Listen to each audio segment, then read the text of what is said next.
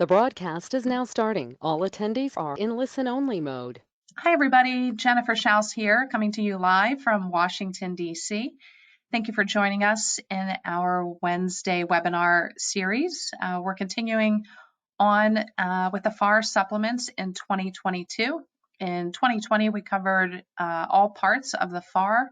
In 2021, we covered all parts of the DFARS, and you could find all of those complimentary webinars on our website under the appropriate section. And so we're continuing on, as I mentioned, with the FAR supplements. But first, a quick blurb about us. We are based in downtown Washington, D.C. and provide consulting services for established federal government contractors. We work with product, service, and software companies, primarily helping them get onto the GSA schedule. We've got other services and products that we provide that are listed here on the slide. You can also find more about us on our website. We've got a newsletter and then obviously a bunch of webinars that are out there. The newsletter goes out every Monday, reaching over 23,000 federal contractors. We do have advertising options available there. We're now up to almost actually 500 webinars on our YouTube channel. Those are obviously all complimentary. You can also find them on our website, which might be easier to navigate as they're sectioned off by topic. You can also run your own webinar with us, which is a new option in 2022. If you want information about us, about that, just drop an email to the hello@jenniferschaus.com. Okay, so about the series this year, as most of our webinars have been, it is a complimentary series. It'll be recorded. You'll find the recordings on our website and YouTube channel, usually within about 24 hours.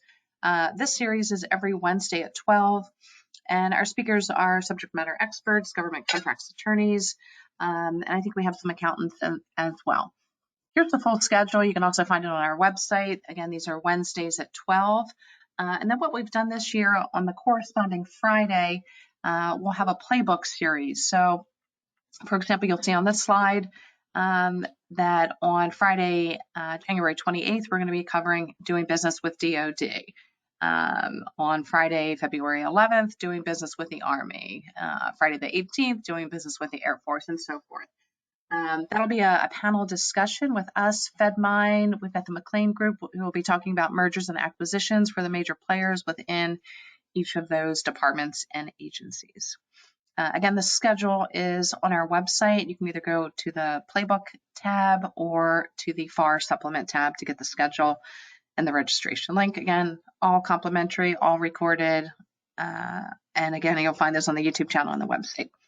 Okay, quick shout out to our sponsor, the Virginia PTAC. They're an in-kind sponsor. Virginia PTAC is the Procurement Technical Assistance Center. They cover the entire state of Virginia. They're usually co-located with a university. These folks are over at the George Mason University, and they provide one-on-one counseling, training classes, and other services for burgeoning government contractors. I'd encourage you to go to their website to look at the classes that they offer. Or sign up for a one-on-one counseling session. Okay, so again, today's topic is the FAR policy network overview. So we're going to start with a high-level overview. Our speaker today is Eric Weitzel. He's from Stinson LLP, and we're very pleased to have him with us. Eric, I believe, has spoken for us in the past, I think last year in the DoD, in the DFARS series. So Eric, I'm going to turn the floor over to you, and you just let me know when you're ready for your next slide, and I'm going to put myself on mute.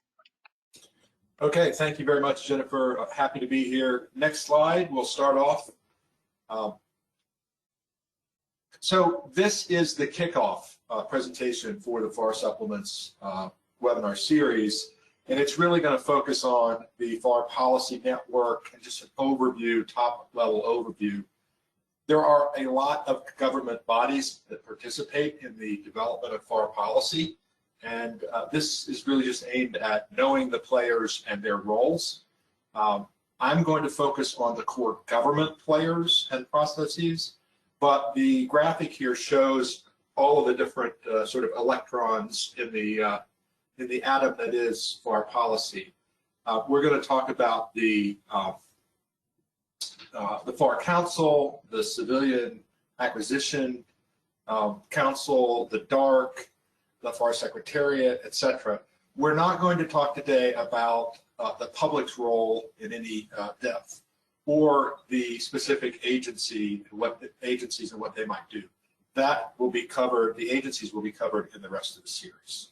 So first, next slide, please. How did we get here? Let's take a step back and think about,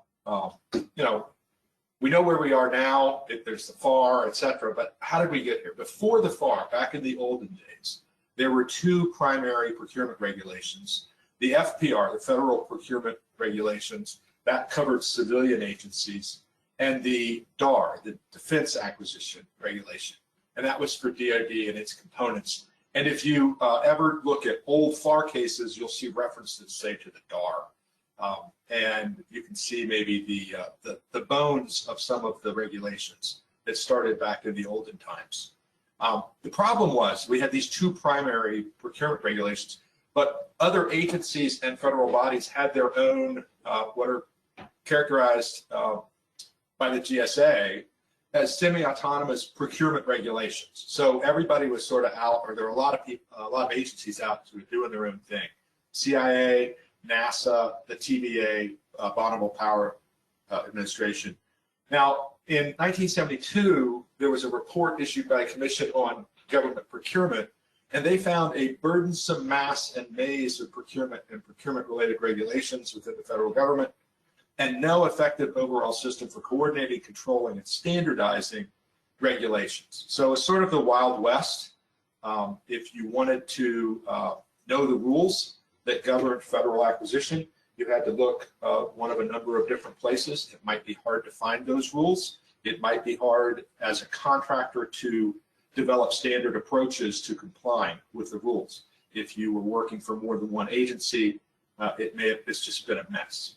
Ultimately, about 8 years later, in 1980, the Office of Federal Procurement Policy issued Policy Letter 80.5, which established the Federal Acquisition Regulations System. And basically, the key thing for our purposes is the system was to create a single Federal Acquisition Regulation, that is the FAR as we know it, that would be issued jointly by GSA, the Department of Defense, and NASA. Now, it took another 4 years for the FAR to be written. And let's go to the next slide. So, in terms of initial promulgation of the FAR, after this 4-year drafting period, I mean, what was happening then was what normally happens with notice and comment procedures under the Administrative Procedures Act. Generally, they require agencies to follow 4 basic steps. You propose a rule, you publish it in the Federal Register. There's an opportunity for interested parties to comment on the rule.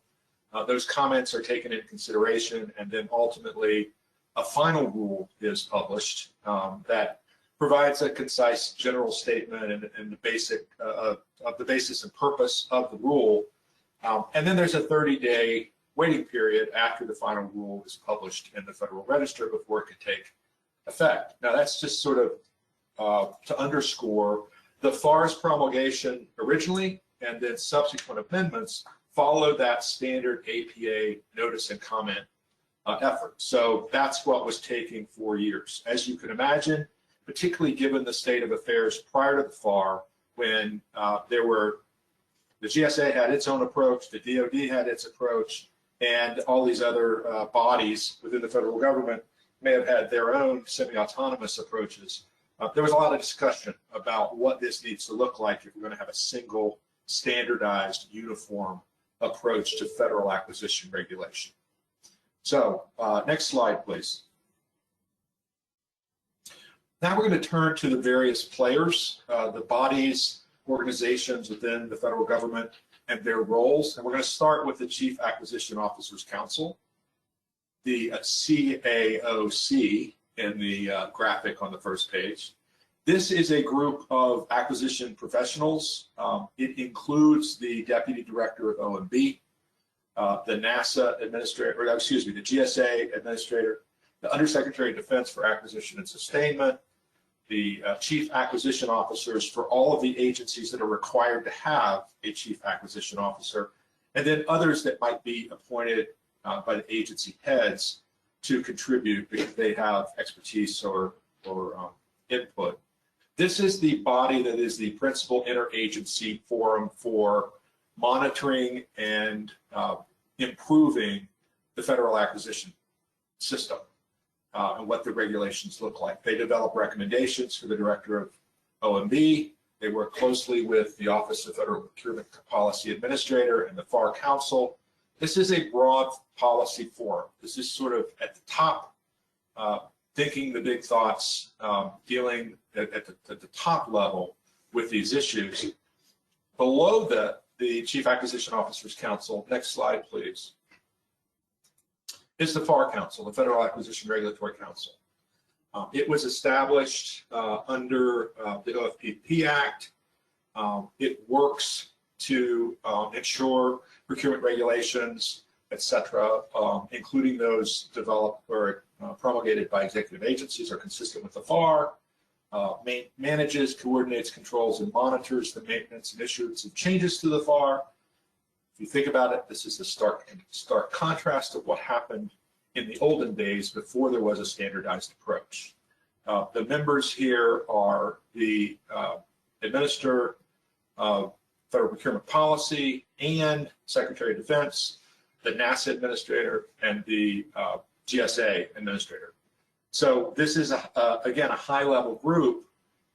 In practice, the way the FAR Council operates is they delegate potential changes and issues that need to be turned into regulatory language to standing FAR teams that are basically assigned and responsible for a specific part of the FAR. And then the work of the FAR teams is directed by other organizations, which I want to talk about now. Next slide, please. The Civilian Agency Acquisition Council, the CAC,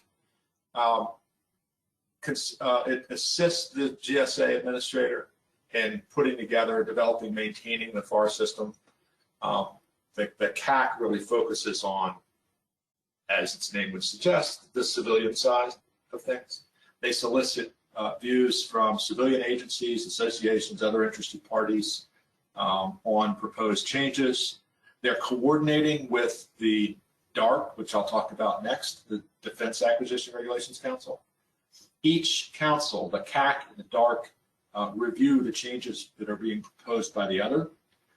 The CAC, the Civilian Council, includes representatives from SBA, GSA, EPA, Social Security Administration, and then essentially the civilian departments, agriculture, commerce, etc. The council acts by majority vote. Each agency on the council has a vote.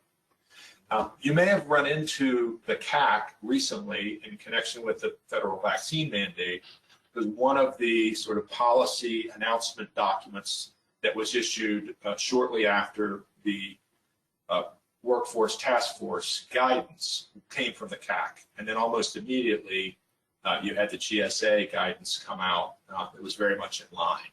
So that was just maybe a recent window into the operation of what we're talking about today. And that was part of the, you could see part of what the CAC does.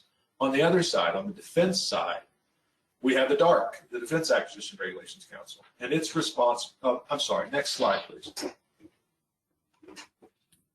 It's responsible for developing fully coordinated recommendations for the FAR, but also the DFARS, the Defense Supplement, and the Defense or the DFARS Procedures, Guidance, and Information, the PGIS. So obviously by the name Defense Acquisition Regulations, they're focused on DoD needs.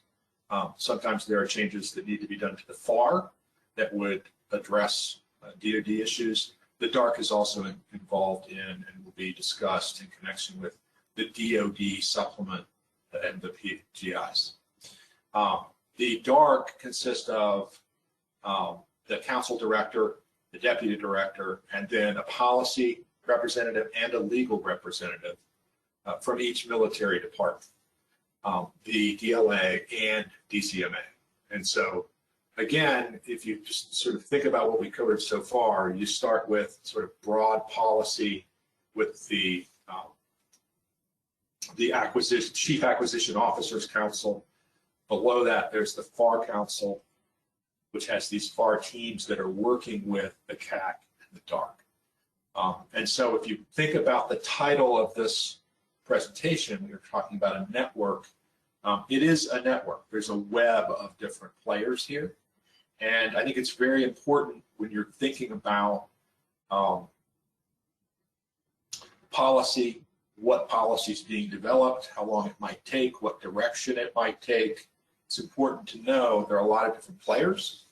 And so if you want to have your ear to the ground in terms of trying to figure out what's coming down the railroad tracks, these are the people to be watching. These are the groups to be watching. And if you need to be listening or paying particular attention, hopefully you'll be looking at the DARC or the CAC, etc., depending on what your interest is.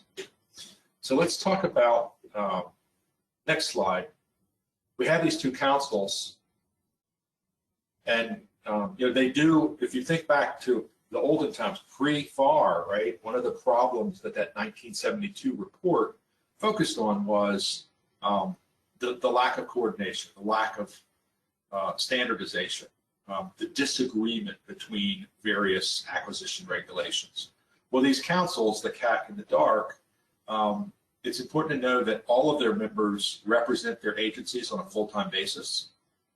They are selected by their agencies for based on their qualifications in terms of experience in the acquisition world, demonstrated professional expertise. So it's a bunch of people who, by design, are intended to really be the ones who know how the sausage is made. They know how regulations are made. They know how acquisition works.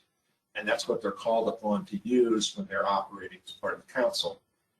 Each of the council's members, each council is responsible for, as I said before, reviewing revisions proposed by the other council and agreeing with those, or working out, resolving whatever differences there might be. The councils handle the submission to the FAR Secretariat about more later. Information that's required under the FAR for publication and for notice and comment publication. They consider all the comments. When I mentioned before, the standard notice and comment under the APA. It's the FAR, and it's the CAC and the DARC. Those councils are the ones looking at the various public comments that come in and considering those.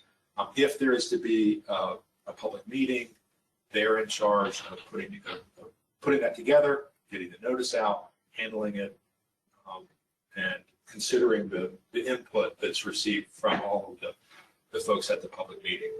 Then they are the ones who prepare the final revision in the appropriate FAR format and language, working, I think, closely with the FAR teams, the standing teams that the FAR Council set up. But the councils are working to standardize or conform the language so that both of them agree on that language. And then at the end of the day, they submit the final revision, that is the final promulgated rule, to the FAR Secretariat, which handles publication in the Federal Register as required in the APA. Next slide, please.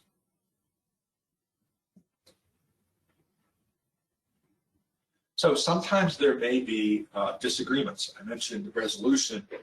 If there are disagreements between the councils, the chairpersons and whatever agencies or members are the interested members are supposed to work through that. The chairperson rely on those interested members and their input, and hopefully the chairpersons can reach an agreement to resolve whatever the issue is. If they can, the councils refer the matter upward within GSA, NASA, and DoD until an agreement is reached. And if the Administrator of General Services, Administrator of NASA, and the Secretary of Defense can't resolve the council disagreement, then it's referred to the Office of Federal Procurement Policy. So again, in contrast to the way things used to be, now we have a situation in which there is structure in place to make sure that there aren't inconsistencies and that everyone involved, that is both on the civilian and the DoD side, are in agreement about what the FAR contents ought to be and how the FAR, the unified FAR, should look and operate. Next slide, please. All right, so the FAR Secretariat I mentioned before, the GSA sets up the FAR Secretariat. They're responsible for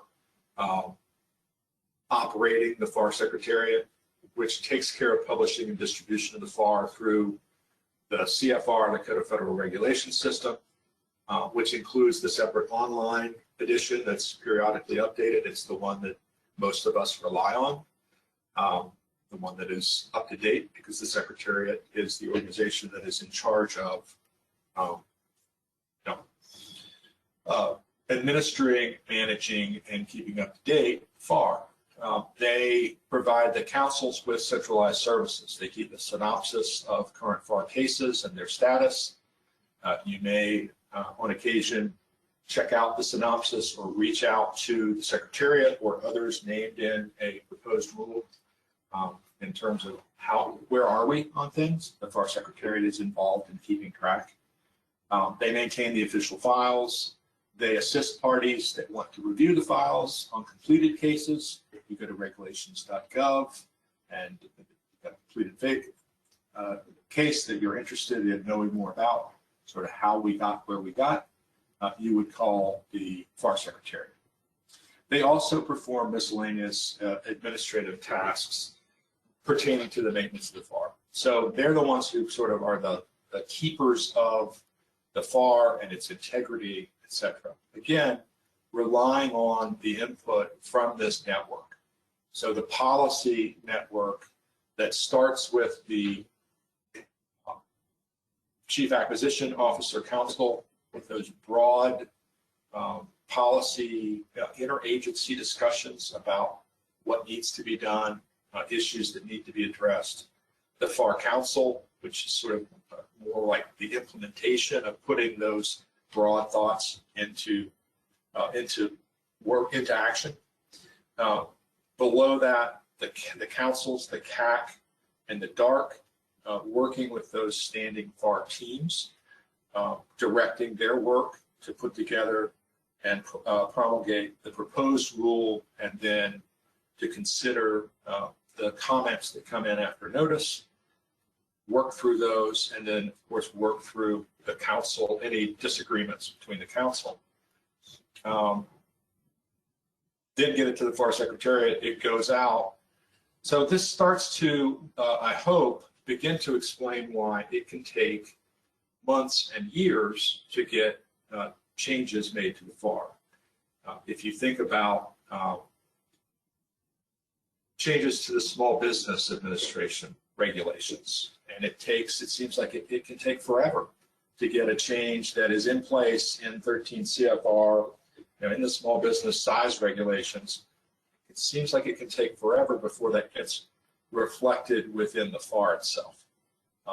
This is why you've got this network, and we're working through the process. And if there are disputes, think back to the SBA dispute with the VA about some of the size standards and how that was to be applied. There were open disputes between the agencies. Putting this into effect, taking into effect the changes to the Small Business Act, it's taken a while, and so it's working through. Again, I would, just as we think about this, I mentioned the CAC in connection with the federal vaccine mandate. It's important to remember that the way that the federal acquisition regulation system was set up to have this unified FAR and using the APA notice and comment, it's set up to make sure that the agencies that have authority to issue the regulations, that is the GSA, the DoD, and NASA, are the ones who are jointly issuing proposed rules and then final rules. One of the arguments that challengers to the federal vaccination mandate for federal government, or for federal government contractors have made, is that the entire process, starting with the executive order, basically bypassed this standard approach. And so I think the arguments that are now being fairly successful as we go through the courts, one of those that is resonating is one that has resonated under the Trump administration. If you think about the Supreme Court, and it's saying you didn't do it right. This network and these procedures are very important within procurement. They're very important just under the APA generally. And so this continues to be an important focus if you are within the government or a contractor trying to figure out what in the world is going on. And a lot of people are in that boat right now with the vaccine mandates. But this is the procedure. These are the people who would be involved in a normal, full-up rulemaking. Some of them, as I mentioned earlier, have been involved in the so far mostly informal rollout of the vaccine mandate, but they've been involved, arguably, at least with respect to the challenger's position, they've been involved in a way that isn't really within their authority and ability to act. So I just wanted to sort of highlight that in terms of real world. These things are important. The way that policy is made, it has to comply with the established procedures and rules. If it doesn't, then it's subject to attack. So that's really a lot about the policy formation. That's really what we've been talking about so far. I want to leave you with, there's another player here that's, I think, very important. Next slide, please.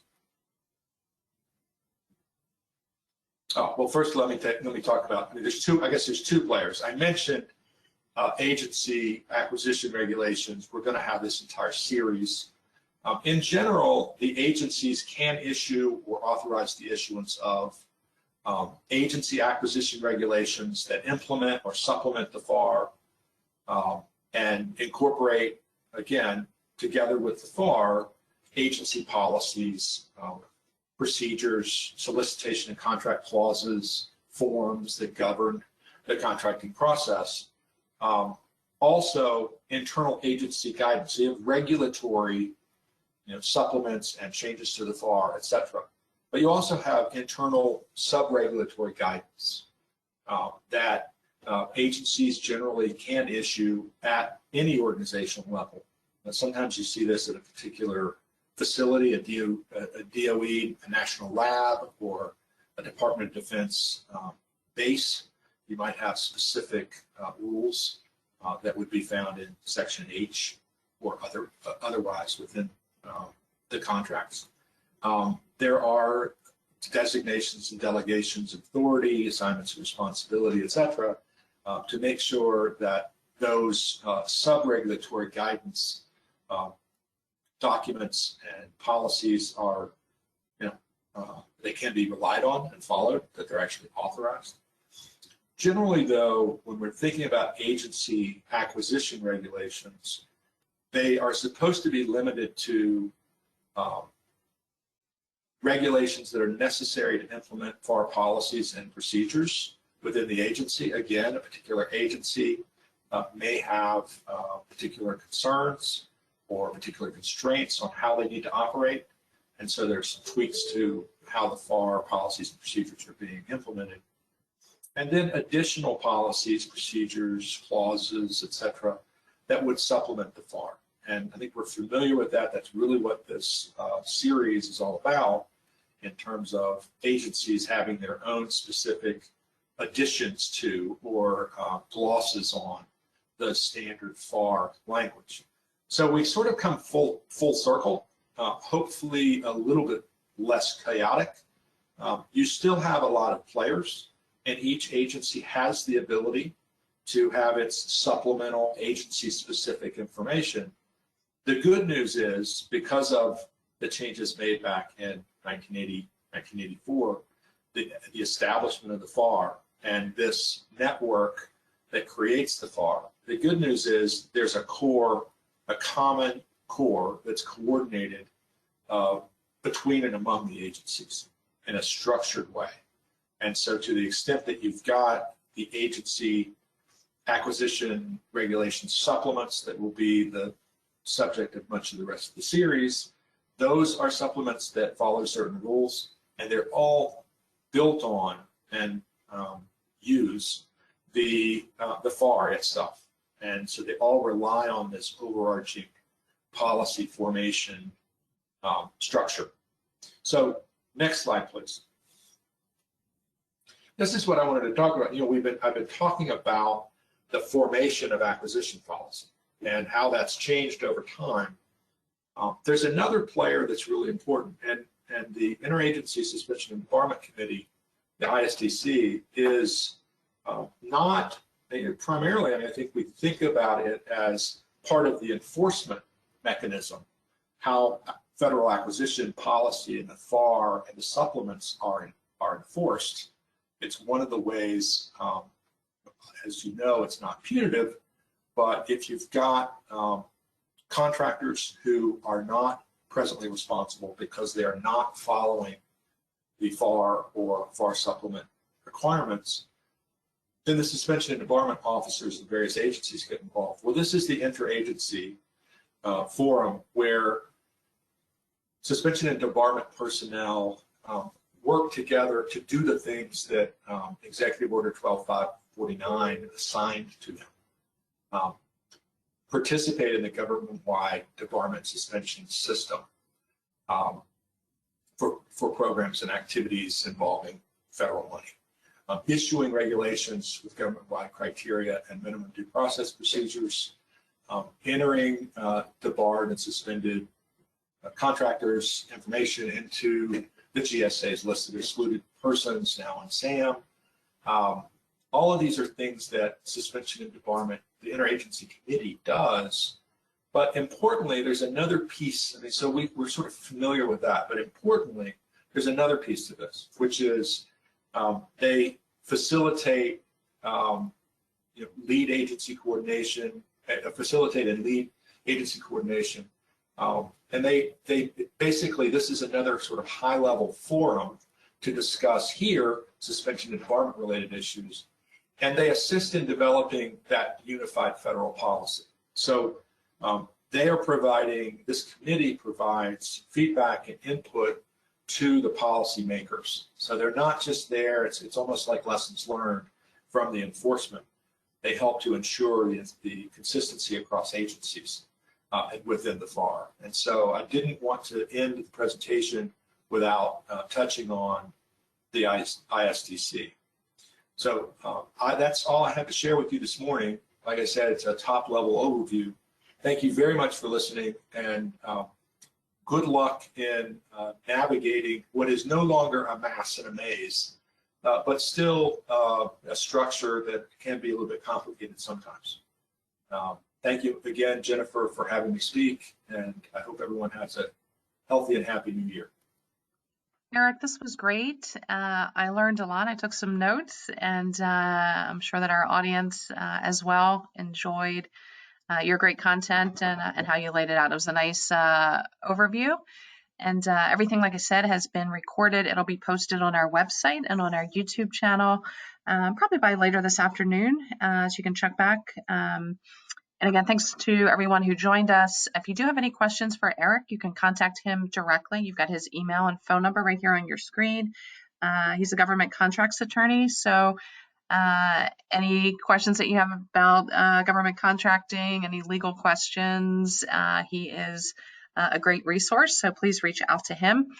And we'll continue on next Wednesday in the series. The full schedule is on our website, which is jenniferschaus.com, and then just go to the section called FAR Supplements. They're all complimentary. And again, these are every Wednesday at 12 o'clock. So thanks again, Eric. Thanks to our attendees, and we'll hope to see you next week, Wednesday at noon.